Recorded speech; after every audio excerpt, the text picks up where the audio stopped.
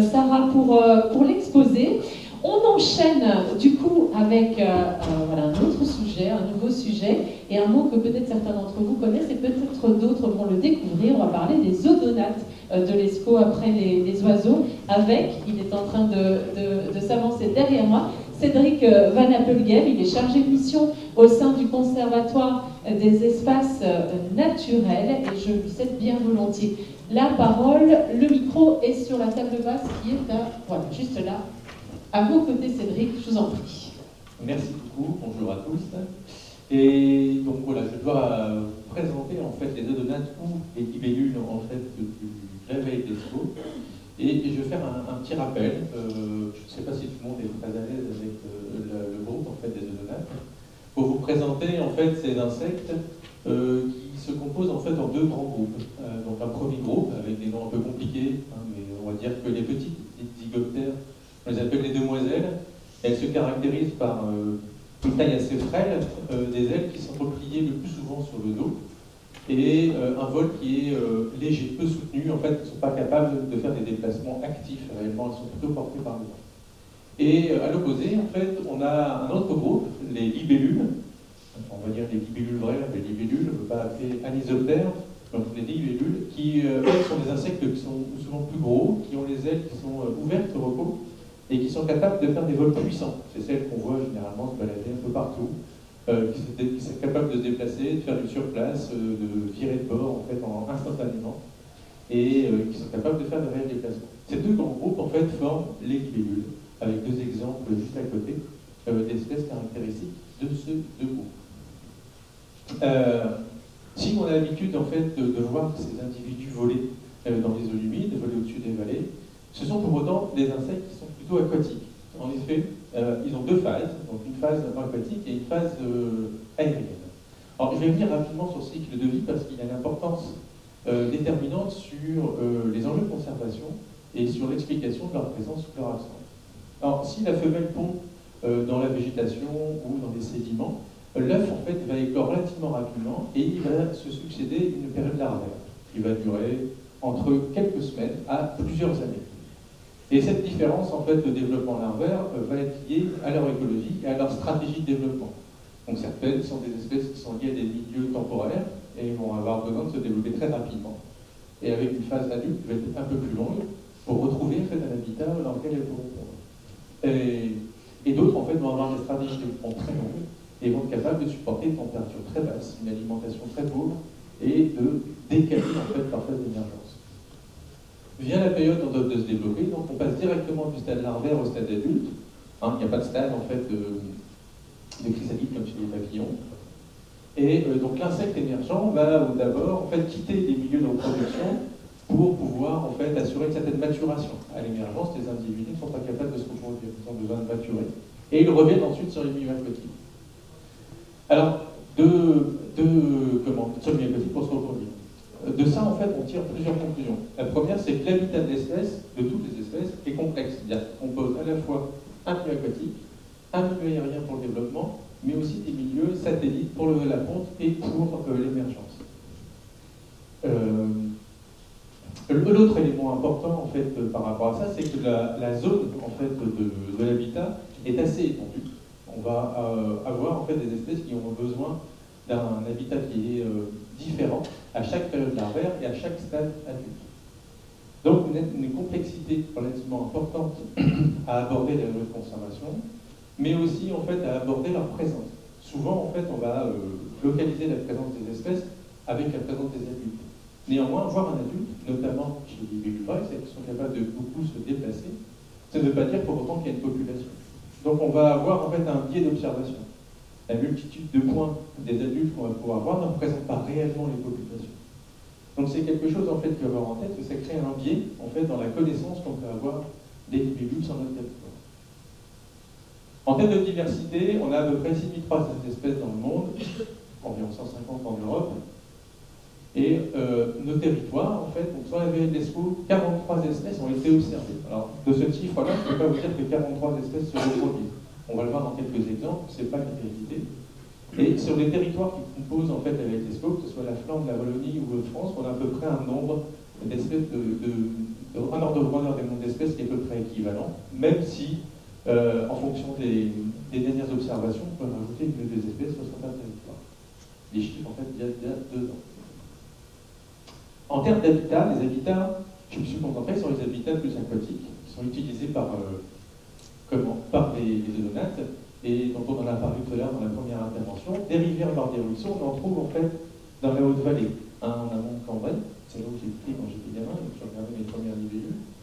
On va trouver notamment en fait les 2 espèces de Chéloptérix, Chéloptérix vierge et Chéloptérix éclatant, qui sont les quelques rares espèces réellement inféodées au cours d'eau, au milieu courant en fait, dans la baie de l'Escaut. Et on ne les retrouve malheureusement en fait que dans cette partie en fait de la Haute-Vallée, en amont de Cambrai, pardon. On va retrouver en fait encore quelques populations de Chéloptérix éclatant. Le Chéloptérix vierge est revenu très récemment suite à des améliorations de la qualité de l'eau. Mais encore une fois, en fait, le facteur limitant n'est pas forcément que la qualité de l'eau, ça a été répété dans plusieurs interventions. Les habitats aquatiques, la morphologie du cours d'eau sont des facteurs tout au moins aussi importants que la qualité de l'eau et déterminants pour certaines espèces. Vous remarquez que dans la photo que je vous ai adjointe, donc c'est l'Escaut au niveau de la baie de Vosel, on voit qu'il y a plusieurs arbres qui ont des systèmes racinaires qui se développent dans l'eau. Ce sont l'habitat larvaire des Chéloptérix. S'il n'y a pas ça, en fait, elles ont beaucoup de mal à se développer. On va trouver aussi des canaux. Mais entre le canal de Saint-Quentin qu'on trouve à l'aval de Cambrai et le canal à grand gabarit qui sert exclusivement pour le transport fluvial plus loin en fait sur le cours de l'Escaut, on va quand même voir des différences. Sur le canal de Saint-Quentin, qui est quand même assez petit, sur lequel il y a beaucoup d'écluses assez anciennes, on va trouver des zones un peu annexes où des herbiers vont se développer. Et on a des communautés donc de libellules qui vont se développer spécifiquement là-dessus. Et vous remarquez que le nom néerlandais en fait, de la Négade de Van Habitat est assez évocateur en fait, sur l'habitat qui peut occuper dans le territoire. Et c'est quelque chose d'assez différent par rapport aux canaux. À plus grand gabarit, on va trouver en fait plus loin, on va trouver essentiellement des espèces très banales, comme l'agrillon élégant, qui se développe à peu près partout. Devant le siège de région, par exemple, à Lille, il y a des petits bacs avec des prêles, et ben, comme il y a un peu d'eau, dans le fond de l'eau, il y a des larves d'agrillon élégant, donc il y a des petites populations qui se développent quasiment au centre de l'île, en tout cas sur le cours d'eau. On va trouver aussi des habitats aquatiques stagnants dans l'approche vallée, sachant que j'ai surtout traité les aspects de la vallée, pas l'ensemble du bassin versant, sinon on avait une diversité qui était bien plus importante, mais qui n'était pas forcément révélatrice en fait de la vallée de l'Escaut. Donc on retrouve des bras morts et des mares, je les ai mis ensemble, compte tenu en fait du manque de fonctionnalité de ces bras morts, on ne peut pas les différencier réellement des mares en termes de peuplement. Sur d'autres secteurs, effectivement, on aurait des espèces spécifiques qui se développeraient dans ces bras morts s'ils étaient encore bien connectés de manière fonctionnelle avec le canal, avec le cours d'eau. Donc on va trouver des espèces relativement communes, comme l'échine bleue, qui est une espèce qui aime bien l'ombre, ou le sympétron strié, qui est une des espèces notamment qui est capable de faire des énormes déplacements. On peut en trouver en fait dans certains secteurs, en fait, se déplacer sur des dizaines, voire des centaines de kilomètres pour aller chercher des milieux qui sont plus favorables. Donc on va avoir une faune en fait relativement diversifiée, relativement spécialisée, même si ça a globalement en fait la diversité de 43 espèces n'est pas non plus quelque chose d'extraordinaire. Enfin, et j'ai voulu le rajouter parce que ça peut avoir son importance, on n'est pas directement en lien en fait, avec le cours d'eau, mais les carrières qu'on va trouver le long en fait, de la vallée peuvent avoir une importance pour certaines espèces, notamment des espèces un peu plus spécialisées, comme l'orthétrome bleuissant, qui aime bien en fait, ces milieux pionniers en fait, au sein des carrières, qu'elles soient sableuses ou calcaires. Mais on peut trouver aussi ponctuellement, je ne l'ai pas illustré, la tortue à corps fin, qui se développe en fait dans quelques carrières, très peu, qui sont déconnectés en fait de la vallée, de la nappe de la vallée alluviale de l'Escaut, qui sont plutôt à l'heure actuelle sur des nappes perchées, qui est en train en fait d'arriver dans notre territoire et qui est d'intérêt communautaire, qui est inscrit à l'annexe 2 de la directive d'habitat. Maintenant, je vais vous présenter quelques espèces à enjeu. Les espèces à enjeu, en fait, j'ai repris les espèces qui étaient inscrites sur la liste rouge du territoire wallon, du territoire flamand et du territoire des Hauts-de-France, du Nord-Pas-de-Calais. Histoire en fait d'illustrer les espèces qui sont menacées à l'échelle de notre territoire en reprenant en fait, la liste rouge, c'est ce que vous a expliqué Rudy, Sarah juste avant. C'est les espèces qui présentent en fait des populations qui sont les plus en déclin. Donc l'èche de printanière, c'est une espèce qui affectionne en fait les étangs, les bras morts, mais elle nécessite des belles végétations en fait rivulaires, avec des beaux alignements de phragmites. Mais on est une situation assez contrastée, dans le sens où, dans la partie aval, sur le secteur flamand, c'est une espèce qui est en expansion, qui se développe de plus en plus, tandis que sur le territoire wallon et français, c'est une histoire qui est plutôt à tendance à régresser. L'Agrillon joli, qui est une demoiselle, en fait, qui se développe dans les plans d'eau et dans les marais, mais qui est très sensible à l'eutrophisation. Donc on va la trouver surtout sur les eaux mésotrophes, avec des eaux assez claires et une végétation bien développée. C'est une espèce qui est en très forte régression sur le territoire, et qui est plutôt sur des milieux stagnants. On ne va pas la retrouver directement sur le cours d'eau, mais dans les systèmes alluviaux, si tant est en fait que l'eutrophisation ne soit pas trop importante.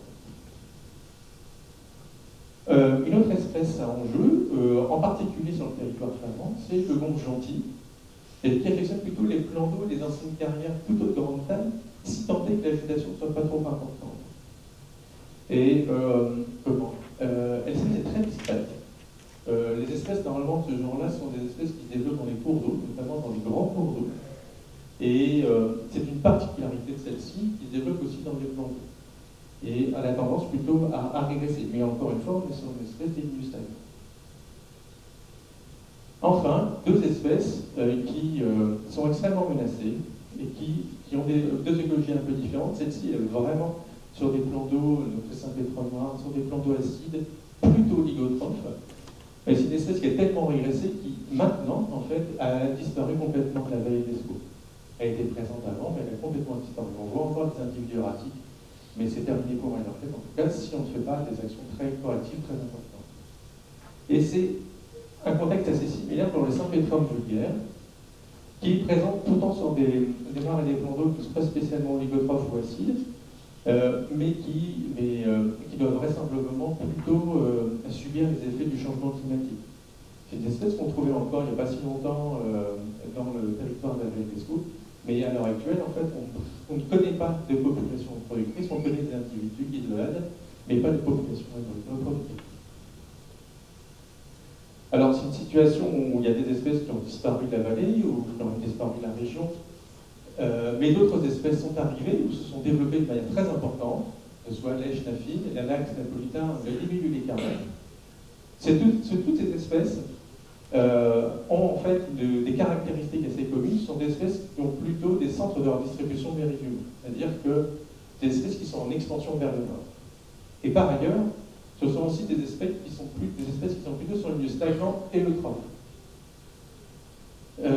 Deux choses, en fait, c'est aider les effets des changements climatiques, mais aussi, en fait, aider par la multiplication des plans d'eau de loisirs qui ont eu lieu sur les 50 dernières années, qui ont aidé, par pas japonais, en fait, à ces espèces de se déplacer.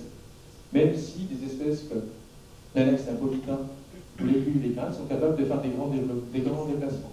Un exemple, par exemple, une collègue avait étudié la diversité génétique des libellules et carènes un peu partout en Europe et elle a vu aucune différence. C'est-à-dire que grosso modo, c'est comme si toutes les libellules et carènes de toute l'Europe pouvaient se reproduire entre elles sans pour autant que ça crée de différence, tellement elles sont capables de grands déplacements. Alors d'autres espèces sont aussi sont aussi arrivées aux zones très communes, mais je n'ai pas eu le temps de toutes les citer. Je vais vous aborder quand même rapidement quelques menaces, celles qui sont en tout cas les plus importantes. Alors juste quelques figurines en fait pour les illustrer. La première en fait c'est l'eutrophisation. On voit qu'il y a beaucoup d'espèces qui sont liées à des milieux relativement proches, sans pour autant être oligotrophes, mais au moins mésotrophes. Donc pauvres en nutriments, et l'apport en fait d'azote et de phosphate modifie complètement la chimie de l'eau et ne permet plus à ces espèces de se développer. On va dire que ça illustre aussi les apports d'intrants, qu'ils soient des pesticides, mais aussi en fait des eaux usées, en fait, avec les perturbateurs endocriniens qui doivent avoir une action en fait là-dessus. C'est un champ d'investigation sur l'écologie larvaire des ozonates qui est assez récent et qui montre en fait les impacts qui sont amusés. La destruction des zones humides par l'enremblement, même si les zones humides font l'objet de beaucoup d'intentions, ça reste en fait une destruction importante. La baisse des niveaux d'eau, parce que la baisse générale des niveaux d'eau, quelle que soit en fait la cause, que ce soit lié au changement climatique, que ce soit lié à des pontages trop importants, ça provoque un assèchement des zones humides et donc une perte de vie aquatique, qui fait que les phases larvaires ne sont plus capables de se développer. La modification en fait des systèmes hydrauliques, c'est-à-dire la simplification, la perte de fonctionnalité entre la fonctionnalité latérale en fait dans les cours d'eau, l'alimentation, les débordements, les inondations ponctuelles, modifie aussi les qualités hydromorphologiques des cours d'eau et les simplifie donc et simplifie totalement les lieux. Et enfin le changement climatique qui n'est pas sans avoir un impact sur les populations dominantes. On a vu quelques espèces qui sont très communes. Juste pour illustrer, pardon, je me suis trompé dans les diapositives, juste pour illustrer, nos voisins en Allemagne, sur un territoire non pas si lointain, se sont amusés à regarder sur 35 ans quelle était l'évolution en fait, de la distribution et de l'abondance en fait, des libellules. Et globalement, il y a un effet positif, c'est-à-dire qu'on n'a jamais connu autant de libellules sur ce territoire qu'on avait avant. Néanmoins, il y a derrière ça, il y a des espèces qui sont des milieux froids, des milieux oligotrophes qui sont plutôt dépendantes, qui sont en train de se régresser. Alors les espèces plus méridionales qui sont plutôt mignonnes, qui sont en train de progresser. Alors est-ce qu'on est au milieu du gué et que si on continue là-dedans, dans cette direction, toutes ces espèces en fait, des milieux froids oligotrophes vont finir par disparaître au bénéfice des espèces méridionales avec une simplification de notre faune et du coup de perte de biodiversité. Seul l'avenir nous le dira, mais en tout cas, c'est une direction qui n'est pas, à négliger. Enfin, une perspective peut-être un peu plus positive, à la faveur en fait, de l'amélioration de la qualité des cours d'eau, il y a une espèce, le gonfle à pattes jaunes, qui a reconquis une partie de l'Europe les 20 dernières années, sans qu'il a reconquis les Pays-Bas, ça a été bien documenté depuis quelques années. Il a reconquis aussi le nord de la Belgique, en Flandre, sur le canal Albert, si je me souviens bien. Et il est vraiment là à quelques centaines de mètres de la vallée de l'Escaut. Alors s'il n'est pas capable de recoloniser l'Escaut directement en aval d'Anvers, si la qualité de l'eau, enfin si l'eau est un peu trop salée, en tout cas il est vraiment très proche, et c'est une espèce qui a priori pourrait recoloniser la vallée de l'Escaut dans les années à venir, et c'est une espèce qui est inscrite à la directive habitat. Et j'en ai fini, et je vous remercie de mon attention. Juste pour finir, je voudrais remercier Greg et Grégory qui m'ont aidé en apportant beaucoup d'informations sur les territoires de Wallonie et de Flandre pour compléter cette